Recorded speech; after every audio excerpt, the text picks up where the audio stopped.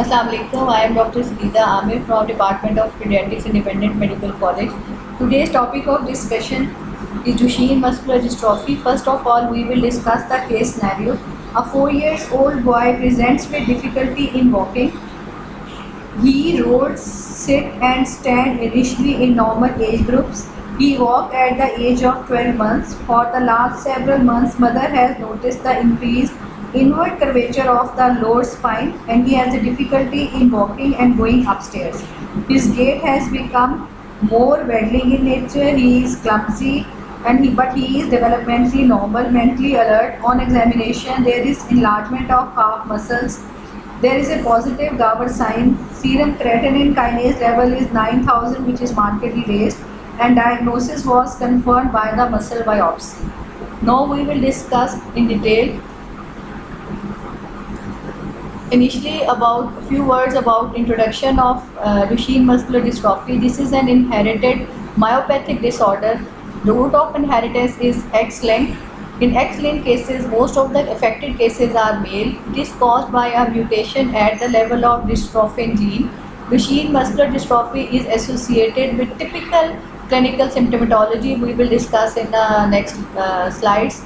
Becker's muscular dystrophy has a similar presentation like Duchenne muscular dystrophy, but it is just a minor type as compared to Duchenne muscular dystrophy and present in a later age group. Patients with intermediate phenotype may be classified clinically as having either mild Duchenne muscular dystrophy or the Becker's muscular dystrophy. Genetic, as we already discussed, it is basically an X-linked disorder caused by mutation of dystrophin gene. There is a few cases there is deletion. In few of the cases there is a partial gene duplication, and in some of the cases there is a point mutation. It means in MCQs you will take the deletions because it is present in around 72% of the patients. This is the main X-linked recessive disorder due to mutation at dystrophin gene, in which deletion is the main cause of this genetic disorder. Just a few words about dystrophin. It is located on the cytoplasmic face of the plasma membrane of muscle membranes. It provides mechanical reinforcement to the sarcolemma and stabilizes the glycoprotein complex. In its absence, the glycoprotein complex is digested by the protease. Loss of these membrane proteins initiates the degeneration in the muscle fibers and leads to muscle weakness. Pathogenesis, same. When there is a degeneration of dystrophin, it leads to pathogenic entry of extracellular calcium into the muscle fibers. The excess of cytoplasmic calcium can activate the calpains, which promotes the muscular proteolysis, which leads to muscle weakness. The clinical scenario in which there is a classical presentation is the weakness of the muscles, which usually start at the age of 2 to 3 years. Along with these weakness, there is an involvement of cardiac muscles, respiratory muscles, and then there are intellectual impairments and orthopedic complications. Weakness, it is mostly proximal before the distal muscles are involved, lower before the upper extremities, means legs are first involved and initial involvement is of the proximal muscle. That's why the child is having difficulty in running, jumping and walking upstairs. There is a waddling gait.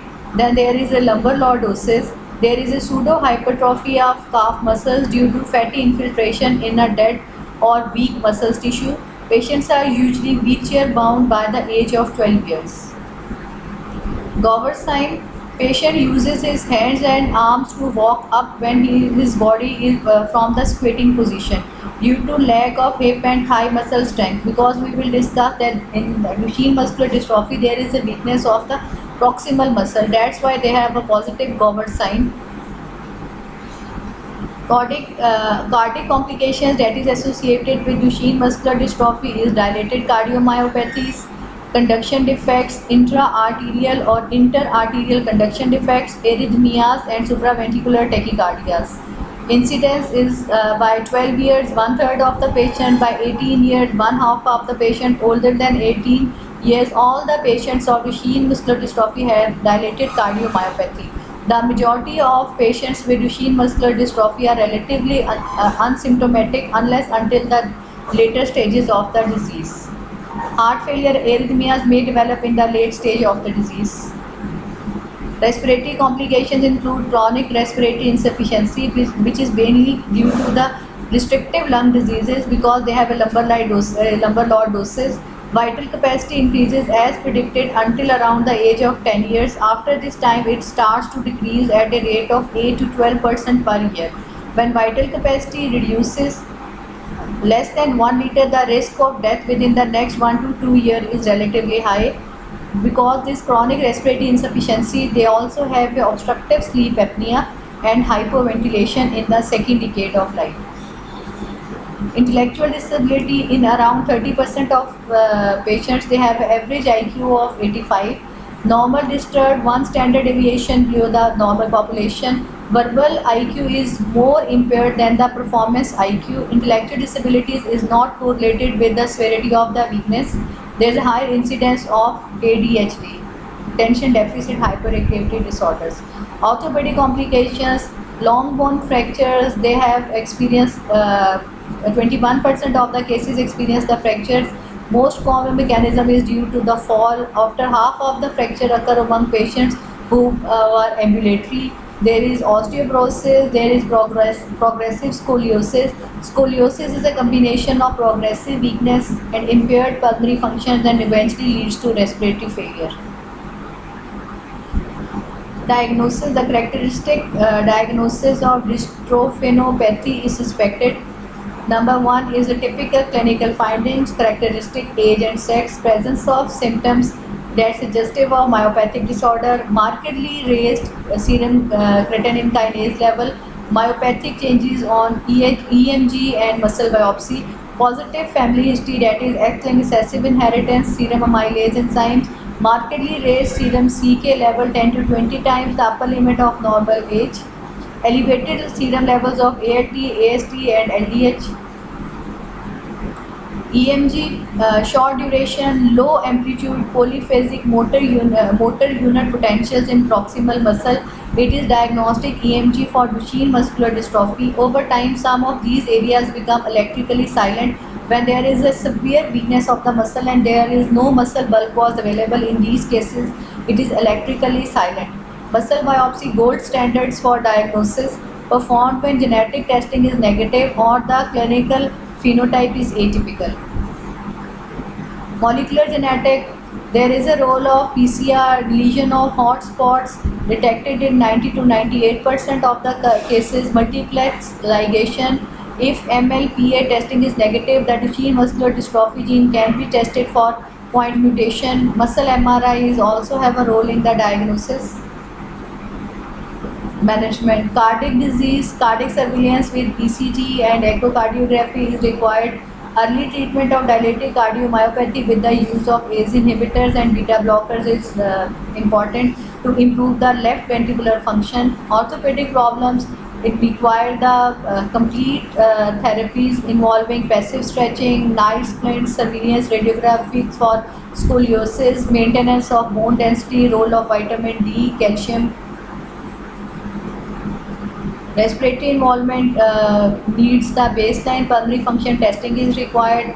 There is a need of spirometry, early morning and daytime carbon dioxide levels, annual polysomnography for sleep obstructive apneas, pneumococcal vaccination and influenza vaccination, acute respiratory deterioration due to infections required management with antibiotics, chest physiotherapy and respiratory support. Nocturnal non-invasive intermittent positive pressure is required in few of the cases for hypercapnia. There is a role of corticosteroids in Duchenne muscular dystrophy. Prednisolone have only the drugs which is shown effectiveness in Duchenne muscular dystrophy. Prednisolone, a common regime is offered for corticosteroids is at the time when there is a decline of muscle strength and the frequent falls, and to ease the treatment when the child is no longer ambulant. Preservation of respiratory muscle function, cuff strength and cardiac functions with a lower incidence of dilated cardiomyopathy. Average muscle strength increased by 11% with prednisolone. Strength increased significant by 10 days, reached maximum at 3 months and was maintained at least for 6 to 18 months. Forced vital capacity improved significantly after 6 months of daily prednisolone. weight gain, diabetes, tissue-wide appearance, hypertension, GI bleeding, and compression fractures. These are the complications of long-term use of prednisolone. In case of side effects, a gradual tapering of prednisolone is indicated as low as 0.3 mg per kg per day. Deflazacort. This is an antibiotic that is less used in patients with Duchenne muscular dystrophy in our setups, but FDA approved in February 9, 2017 to treat Duchenne muscular dystrophy. In contrast with prednisolone, alternate therapy with 2 mg per kg every other day for 2 years has some of the beneficial effects in some of the studies. The main prolongation of ambulation was 13 minutes. Gene therapy with recombinant adeno-associated viral vectors carry out critical regions of DMD genes, antisense oligonucleotide exon skipping, restoring the reading frame and producing a partially functioning dystrophin, utrophin, a protein homologue or dystrophin in the sarcolemma may compensate for dystrophin deficiency if it is upregulated. Thank you.